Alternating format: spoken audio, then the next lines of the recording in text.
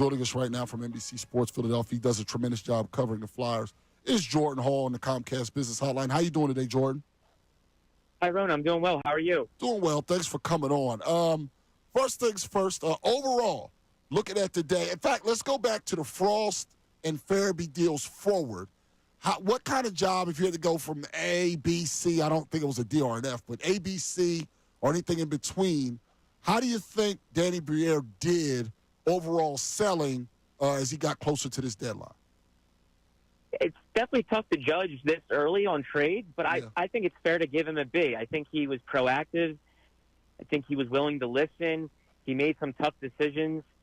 And the Flyers, I think, are really set up to make a lot of draft picks. And the best way to acquire high-end talent is through the entry draft. And the Flyers have 3 first-round picks coming up in this summer. They have another in 2026, and now that they're lined up to have 2 more in 2027. That's 6 first-round picks potentially over the next 3 summers.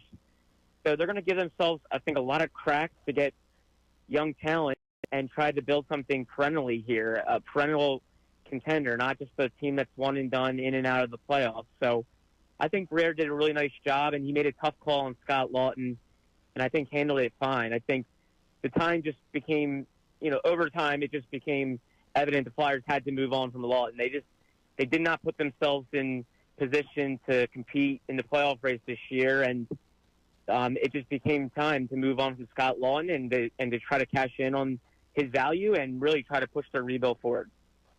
All right, let me preface this by saying I heard what Danny said. Why do you think Rasmus Ristolainen is still here? Because I would think you could get something back for him. I agree, Ricky, and that was probably the biggest risk was Rasmus Ristolainen playing the best hockey of his career, and he stayed healthy. And you wonder, will his value ever be higher than it is now? So that, I think, was probably the biggest decision that he didn't make. And there's a very high, I shouldn't say high, but there's a chance that Ristolainen might not have any higher value than now. But there was still term on his deal. There was no rush to do it. He's got 2 more years after this season on his deal. So if the Flyers didn't like the value in return, I don't think they were in a rush to move him. And I think they knew they had 7 picks in the first 2 rounds of this summer coming up. So they already had picks. It's not like they're lacking in that area. They've already cleared cap with the Joel Farabee-Morgan Frost trade and the other deals they made today. So they're going to have some dead money coming off the books as well this summer. I really just don't think they were in a rush to move Rasmus Ristolainen. I just don't think they got the value, and I think that's fair. I don't think they're in a position just to make trades. But we'll see where Ristolainen goes in terms of his play. Can he stay healthy? Can he get better where his value is still going to be high come deadlines in the future? Jordan, let me ask you about the cap you just mentioned. Now, I remember I was reading one of your stories on NBC Sports Philadelphia, and in one of the videos attached, they were basically saying it's basically 1 more year of dead money, meaning this summer, and then possibly summer of 2026 would be in a position where they would actually have basically a clear cap to really add.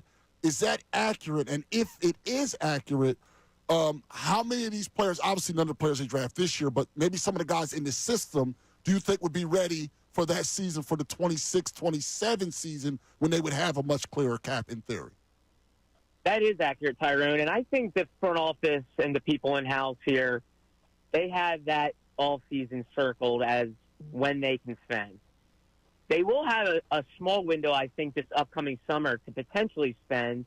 They already have some dead money coming off this offseason where I think they're going to have a window to potentially do it. But I think really, ideally, next season they'll take strides with more young players. They'll have a ton of picks in the summer.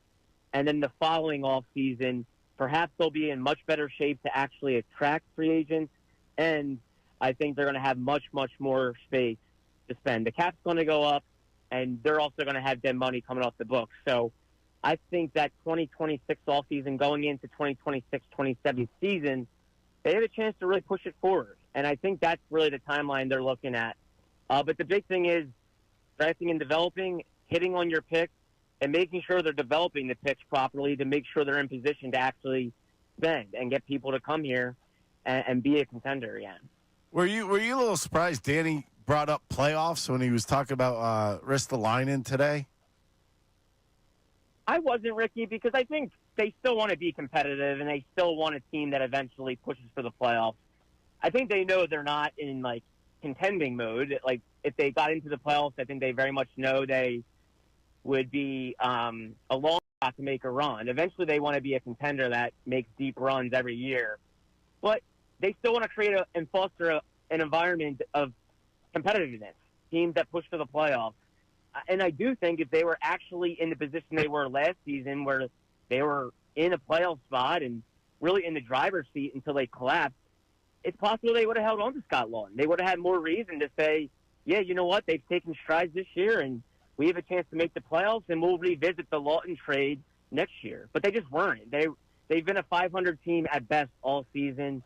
They were closer to the bottom of the Eastern Conference than they actually are to a wild card spot. So it just made the time now. But no, Ricky, long story short, I think they're still going to talk about playoffs and tell their players they want to make runs at the playoffs. Right. All right, now I'm going to ask you a question. Like, looking ahead, how many guys here on this team right now will be making a run for this team in years, like when Michkov's time? When it's Michkov time, how many other guys are going to be with him?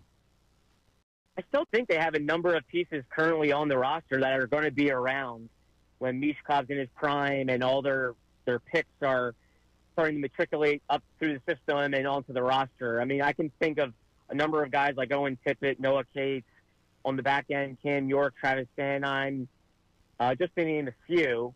And they have guys like Jet Luchenko, Oliver Bonk, some young picks that they've kind of had around Michkov that I think are getting close. Luchenko and Bonk should be turning pro potentially next year. Bonk definitely will be, and Luchenko has a chance to make their roster again. So I think they have a good blend of guys that are 25, 26 and younger, and they have a lot of picks. Danny Briere said he thinks they're a little further along than he even expected at this point, and I wouldn't totally disagree with him. I think this season's been somewhat disappointing in the fact that they didn't take the strides and build off of last year, but I think that was a possibility, that they were going to take a step back. Really, it's all about drafting and developing and making sure in a year or two they're actually in position to make a jump. And so I would agree with him that I think they are in a nice spot to actually build this the right way. But it's going to require patience. I don't blame fans if they're being impatient with hearing the word patience. But if they're willing to hang on for a little bit, I think the Flyers are in position to be a really interesting team in a year or two. We're speaking with Jordan Hall. He does a tremendous job covering the Flyers for NBC Sports Philadelphia. Jordan, only a little, don't want to take too much more of your time, but it seems like he's done a nice job so far with the tear down part of it. But you mentioned all these picks they have. This is the difficult part. I'm asking you to project. Obviously, you don't know. I don't know. Maybe they don't even know. But do you think these are guys, both Keith Jones and Briere, that are pretty new at this? How much confidence, on a 1 to 10, that they'll be the right guys to make these picks and do the right build? Because the tear down, I don't want to say it's easy, but it's easier than going and then finding the stars. No, you're spot on, Tyrone. The toughest part is actually hitting on your picks, making sure you're not swinging and missing there, and then developing those picks. We've seen the Flyers swing and miss on picks in the past. I mean, Nolan Patrick, of course, didn't pan out. Cutter Gauthier didn't want to play here. So things can happen like that set you back. I do have confidence, though, that Danny Briere is a guy that can see talent, can see it before it really becomes an NHL player.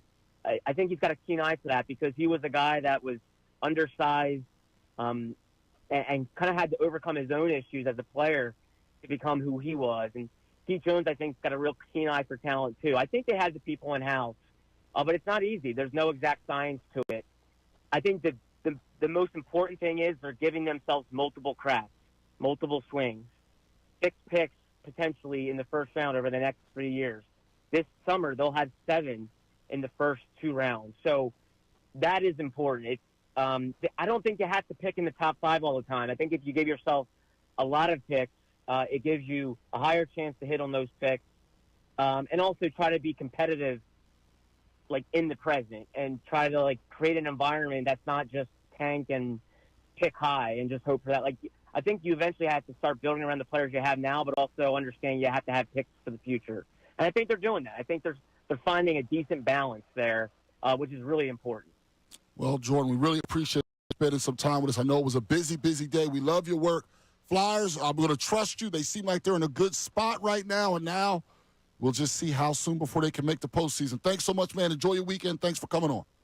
Thanks so much, guys. Appreciate you having me. All right, that was Jordan Hall on the Comcast Business Hotline. Thanks so much, everybody, for watching. Really appreciate it. If you want more of this content, make sure you like and subscribe. And you know you can do that kind of over here if you want more of the best show ever.